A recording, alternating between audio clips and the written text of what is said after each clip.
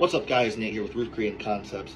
I just want to do a quick unboxing of the Viridian RFX45 enclosed green dot sight.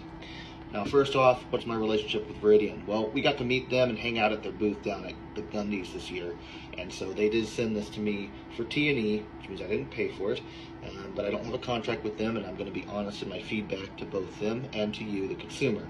But let's just do a quick unboxing today and see what comes in the box. Now this is the Pro model, so I believe it comes with more mounting options than when you purchase one on the website, but when you purchase one on the website, you pick your mounting option for whatever platform you're going to be mounting it on. Quick rundown of the features of this optic. It is an enclosed reflex sight that uses a green diode instead of a red. According to Viridian, your eyes pick up green better. It is an ACRO mount, so it does have adapter plates to put it on RMR or MOS, Picatinny, that kind of thing, but the actual footprint of the optic itself is ACRO. It features an instant on, which is their version of motion activated, 8 visible and 2 night vision settings, and 50,000 hours of battery life. Let's go ahead and unbox it. You've got a small quick start guide for the optic that has what looks like mounting instructions, etc. Also a VIP card, some swag, a sticker there, a ton of mounting screws, so whatever you are mounting it on, it has the mounting screws to go to it.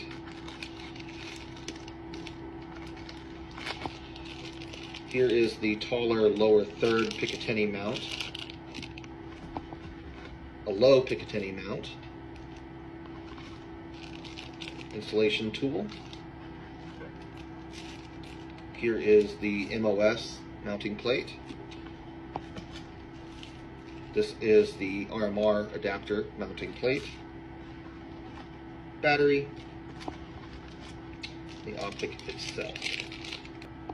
The optic body is pretty sleek. Again, you can notice that the electronics run along the top of the optic, which brings your viewing window lower, which means the co-witness should be a little bit easier. One complaint about some of the other enclosed optics is how high they sit. You have to get really tall backup iron sights to be able to co-witness it properly. But with this window sitting so low, I'm hopeful that that won't be the case.